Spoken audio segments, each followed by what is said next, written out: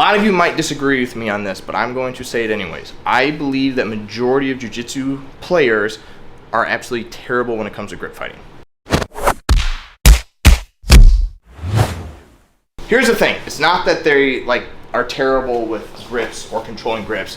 I don't feel that majority of jiu-jitsu guys understand how to properly utilize grip control to use that in their advantage. Because what I see a lot of times, and this is even at the highest level, you either get guys, especially no-gi, like no-gi grip fighting is minimal obviously, but you'll see like the no-gi guys like out here, and then they're posting and they're doing all this stuff, and then they're just working takedowns, or they just kind of get in here and it's just like a constant collar tie battle, and then they're snapping down and going for takedowns. Or my favorite one yet is, and we just sit. If you understand how to utilize grips properly, you can use those grips to just completely eliminate their game and either force them to pull guard, which if you're a good passer, then it's beautiful because you just pass right away and you get your points, or you can set up takedowns and completely eliminate them from being able to do anything. And if you know how to grip fight properly, you can pretty much set up any sort of takedown that you want. And so there's two aspects that you have to learn how to utilize when it comes to grip fighting. One is head control, and two is getting off the center line. So let's start with the center line aspect first.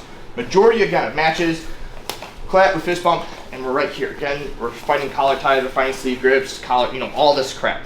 The thing is that most people, and again, I watch this all the time, even at high level competitions, we all just stay here. And it's just a constant battle of, controlling grips, doing all this stuff, but we're both squared up to each other. So what you should be learning to utilize is, as you're fighting all these grips and you're reacting to their grips at the same time, start working off the center line. So let's say he grabs me here. Instead of just, eliminating this grip, let's grab it. Let's shoot off to the side a little bit.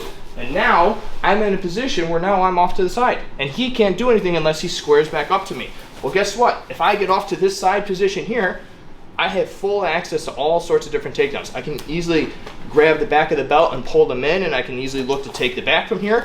I can literally just scoop up the leg and get a single leg. You can literally just work these 2-on-1s and kind of drag them down a little bit, and then again shoot for low singles or low ankle picks. So it pretty much opens up the door for me to set up any takedown I want. But I can also be the one that initiates it. Instead of me reacting off him, I can get good grips, and then as I'm doing this, maybe I do like an arm drag, and I come off to the side here. And now I'm right back into this position again, and now we're off to the side. If he starts pulling that arm back, then maybe I come back with like a Kimura or a key lock, and again, you just have options. So it's the fact that I'm constantly looking to move off the center line, because if we're both here, even if we're both, same size, same strength, it's neutral at this point. Like, we're both winning, we're both losing, we're both just squared up, and at this point, it's gonna become, us rubbing our heads together like rhinos over here and just trying to see who's going to get the best position first, or maybe this guy's just going to go for a quick shot or something. Or again, you get guys that just pull guard because they get bored. At least for me personally, majority of the time if I've been in matches and I start hand fighting, or the guy gets bored, they just sit in full guard. So work immediately to get off that center line. There's no reason that we should be squared up here. And again, that even goes for no-gi. Utilize arm drags, utilize the collar tie, utilize snap downs and work towards the back and get to the side. Like, you should be using the grips not as like a, let's see what you're gonna do and you're just kind of waiting for somebody to make a move. Start making moves right away. Start getting off the center line, start working off on the angles, because again, once you're here, tons of options. And they're completely defenseless until they can either square back up to you or get this grip back and then square back up to you. But either way, if I am any sort of grip, doesn't matter what it is, but if I'm off on the side with my pressure going into them, I'm in control. But this leads us now to point two, the head control.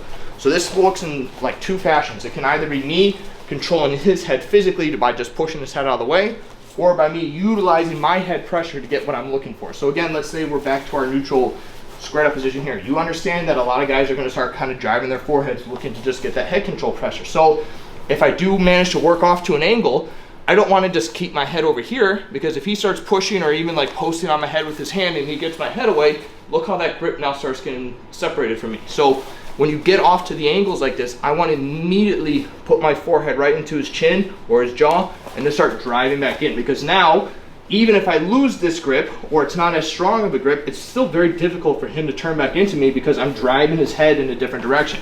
Now let's just say that he starts trying to turn his head back.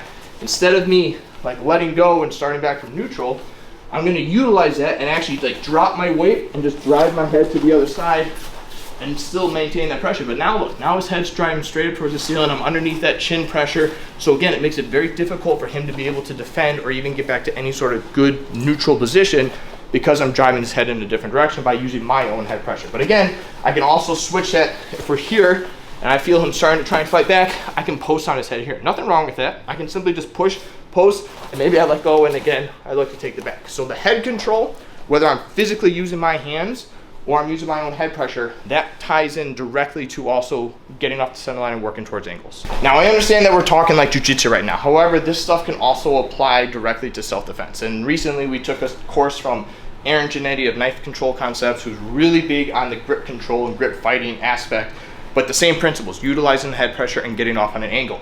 So like, let's just assume like maybe he has a weapon in his hand and I get controlled here, right?